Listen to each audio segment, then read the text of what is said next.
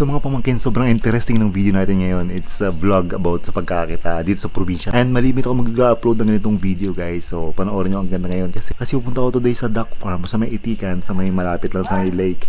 Kasi mag-harvest tayo ng itlog. Ang dami nun. Tignan natin kung ilan nga bang ulo ng itik yung ating pupuntahan yun. Tala, let's go guys. Yun mga pamangkin, ngayon kasi 4 o'clock ako gumising. So kasi maaga sila mag-harvest, mga 4 o'clock or after 3 o'clock mag-harvest na sila. Kasi maya pag maliwanag na, baka sakaling matutunan tayo, i-interviewin natin si sir sa pag-iitik niya. Yan o, may mga itlog ditong pa isa-isa o. Yan o, kasi sa labas ito ng tent. Ayan o, medyo maputik. Ayan o, may basag din. Dito pala sila umiitlog sa ilalim ng tent. Si Sir Arnold yan ang ating mga kasama ngayong umaga sa vlog na ito. Yan, nag-harvest siya ngayon. Kung makikita nyo guys, oh yan oh, ang daming itlog oh. Grabe guys oh. So ngayon is after 4 o'clock pa lang. And ngayon itong oras talaga yung na-harvest. The good thing is maraming ipa itong kanilang tulugan, itlogan nila sa gabi. Ayun guys, ang dami dito sa ilalim oh. Ayan oh. Ayan oh. Grabe ang dami oh. Ayan, ayan, kung makikita nyo yung pinupulot nyo dito. Ayan, ganyan pala ang pag-harvest ng itlog sa madaling araw oh. Talagang nakalatag lang yung itlog sa kanilang paitlogan. So bali naka pangatlong tray na ito sir. So ito yung unang tray guys. Huwag natin dito si Sir Arnold at nagbibilang. Ito yung unang tray. Yun yung isang tray. So bali 300 itong isang tray na ito. And then 300 din yung isang tray na yon. May mga nagsikalat pa dun oh. Sa labas kasi yung mga umitlog sa labas sobrang putik ng itlog. Bali itong dalawang tray na to 600 na. Ayun. Tapos ito namumulot pa si sir dito sa ilalim oh. Boss Arnold, anong mga average tuwing umaga ilang itlog ang nakukuha mo? So more than 900 eggs ang kanyang na-harvest every morning.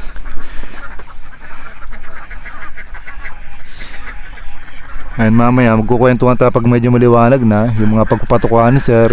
Yan oh guys, so nakakatuwang mamulot oh. Ayan oh. Ayan oh. Grabe oh.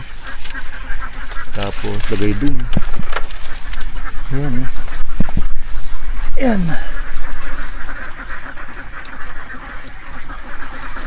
So may mga tray ka pang lalagyan. Dahil pa doon. Ayan, susubukan natin palang magsabi sa may-ari guys na bibili tayo kahit 5 ulo ng itik para sa pansarili natin sa ating backyard para meron tayong itlog. So naka 900 na, more than 900 na kasi yung mga kung saan ng itlog wala pa, hindi pa nakukolekta. Ayan oh. So nakatatlong tray na guys oh, isa, dalawa, then tatlo doon. Yun. So nakatatlong tray na ng itlog ng itik. Nakakatuwa pa lang panoorin yung pamumulot. Doon medyo matangkad tayo kaya hindi tayo makalakad ng maayos. Yeah, meron pa dito mga medyo reject ng konti kasi doon ang itlog sa maputik. So may mga nangitlog pa pala sa maraming putik doon sa area doon, doon. Pero mamaya kukuhain pag maliwanag na kasi baka mapaka. Ilan kayo dito natutulog sa tent na to? Dalawang kayo, magkabila. Yung may kulambo din pala si sir dito eh oh. Yan.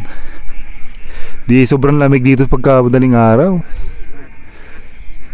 Ang galing oh, kompleto ang gamit dito. May mga paglutuan, may mga ingredients sila dito oh. Dito na rin sila kasi natutulog sa tent na ito. Pag nakita nyo itong tent na ito mamaya medyo maliwanag na. So mag 5 o'clock na, tapos ka nang mag-harvest ng itlog ng mga nasa loob no, yung malilinis. Tapos maya yung medyo nasa labas ng tent ang kanyang kukolektahin. By the way mga pamangkin, later tingnan nyo pa, ikakat ko na itong video nito. Tingnan natin yung pagpatuka at kung gano'ng karami yung itik na inaalagaan ni sir ngayon.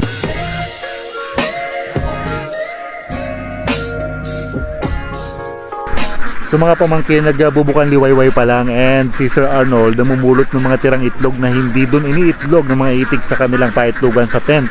Yun yung medyo mga maputik na itlog. So pinupulot niya at hugasan niya later on. At yun daw ay gagawing parang itlog maalat na lang, kasi hindi na yun pwedeng gawing balot. Hindi na yun dadalhin sa incubator. So anyway, panoorin natin si Sir Arnold magpatuka. Mamaya natin tanungin natin, kasi matagal na pala siya sa ganitong sa ganitong pag-farm, pagda-duck farming.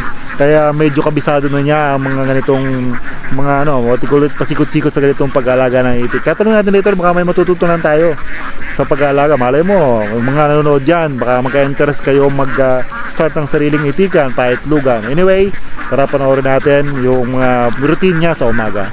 Yan mga pamangkin, kung nakita niyo sa likod ko, naghihintay na yung mga itik na sa kanilang patuka kasi gutom na ata. Si Sir Arnold naglilinis na ng kanilang mga patukaan. Ayan. This early morning, nalinis na niya lahat ng patukaan. Nahugasan na niya kasi dapat lagi malinis yung patukaan. Yan sa likod, dami niyan guys.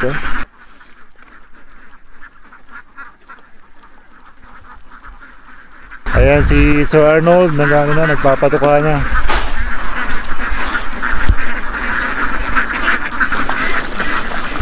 Ayan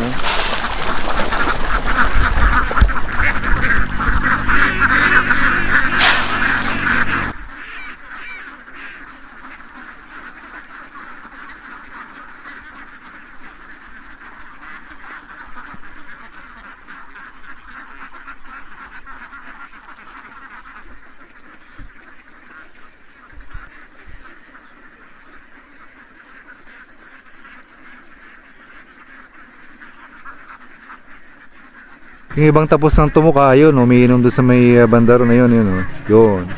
Meron silang painuman doon. Ayan.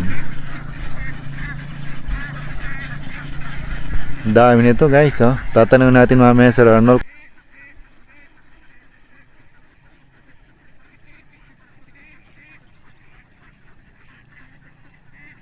Ito ulit si Sir Arnold, kakausapin natin.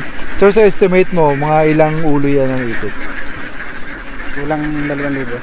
So kulang 2,000. Sa 2,000, sa almost 2,000 na yon, ilan ang lalaki?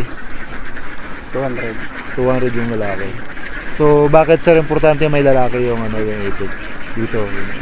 Gawa ng pag nagabalot ay kailangan may similya.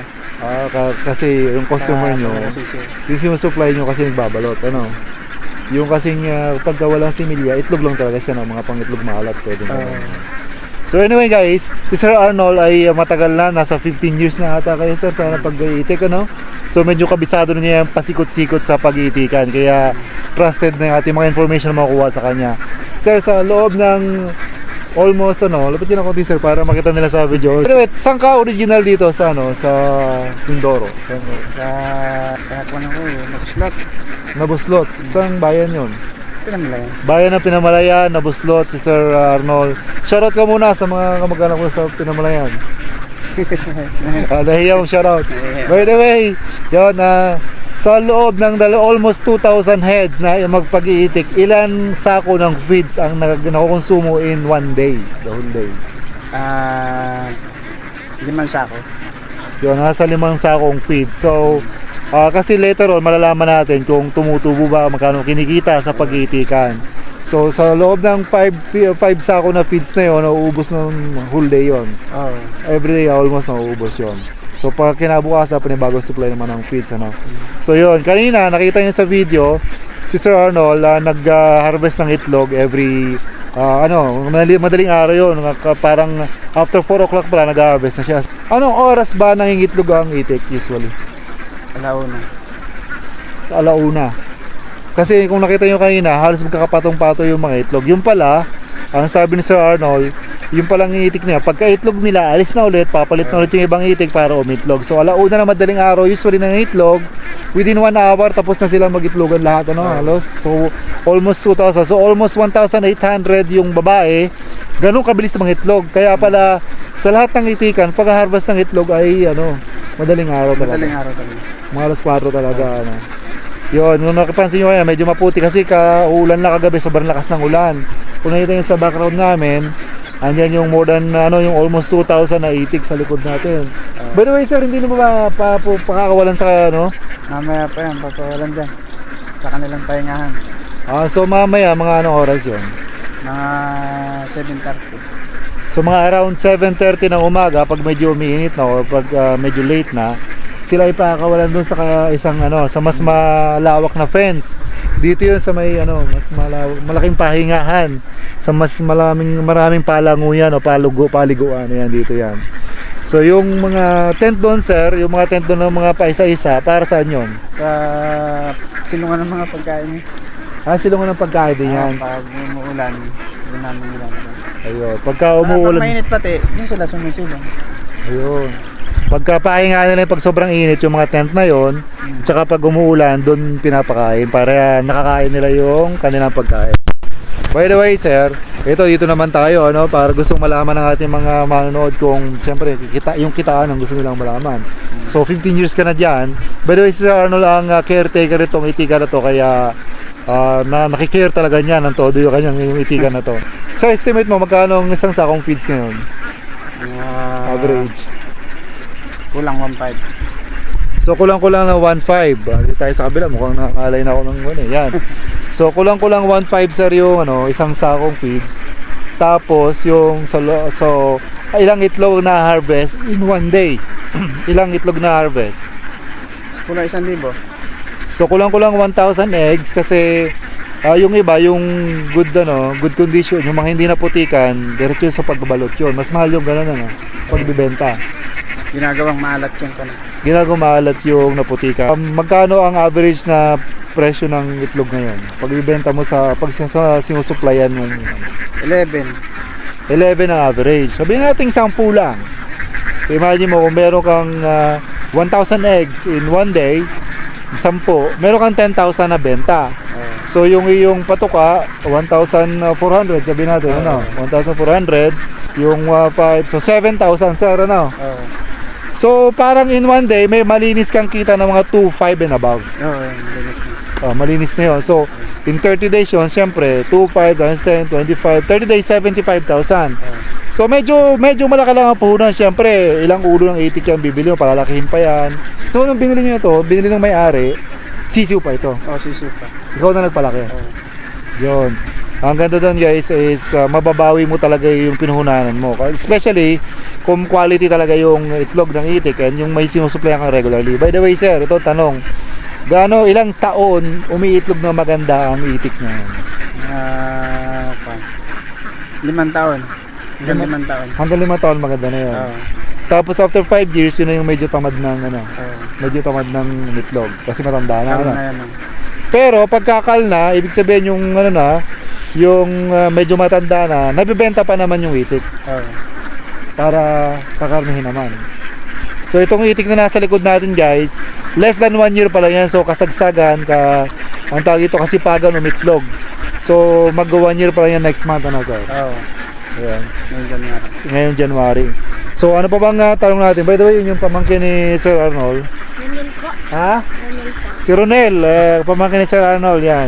Anyway, Sir Arnold, maraming salamat sa iyo at kami pinayagan mong manggulo di sa itik. By the way, hindi ako masyado pumapasok doon sa fence kasi nagugulo sila, tumutuka pa ngayon Maaga pa lang, wala pang 6 o'clock pa lang ngayon. Anyway, sir, marami akong tutunan. At least nagka-interest ako. At saka yung mga manonood dyan, kung gusto magkaroon ng duck farm, itikan, yan yung mga tip dyan. Siyempre, mas importante daw yung may konting yung tubig, yung paliguan Importante talaga may paliguan daw ang itik. Bakit sir, yun? Bakit kailangan may mga paliguan ng itik? Kaya lang pag sila nandun sa paliguan, hindi sila mamamatay. Ay, ibig sabihin mas healthy sila. Mas makakain sila. Mas malusog, Tsaka hindi, lalo pag mainit ang panahon, Pag mainit ang panahon kasi, gusto lagi nilang medyo basa-basa ang area. Yan kung makikita nyo, tumutuka na naman sila. So kailangan pa lang nasa 10% yung lalaki. Para magkaroon ng similya kasi ang purpose nga ng itlog na to ay pangbalot. Balot to. Pangbalot. Sinusuplayan na kasi sila parang supplier ng balot naman yung sinusuplayan nila ng itlog. which is yung pinsan ko yun, yung nag-incubator para gawing balot. Anyway, Sir Arnold, thank you ha. Thank you sa ating usapan na ito ngayong umaga at medyo inistorbo kita. By the way, itong tent na to, ito yung pahinga nila sa gabi, paitlugan. Yung isang tent na to, ito yung tulugan ng nung isa niyang pamangkin. At saka istaka na rin ng pagkain pagka umuulan, syempre, at saka sa gabi. And yung isang tent, yun yung tulugan ni Sir Arnold na nandun din yung mga pagkain ng tao naman at saka lutuan nila. Ayan. So temporary lang kasi sila dito sa area na to, kaya mga tent lang. Yan. Kasi magandang spot ito para talaga sa pag-iitik. Arnold, minomonitor na yun ngayon. Tapos maya yung pakakawalan dito, ano? Ano bang oras na? Mga 6:20 pa lang ngayong umaga or 6:10 pa lang ata.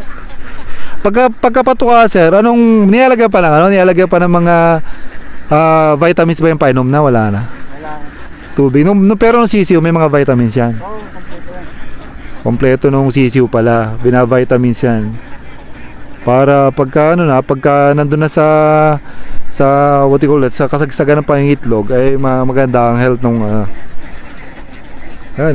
dami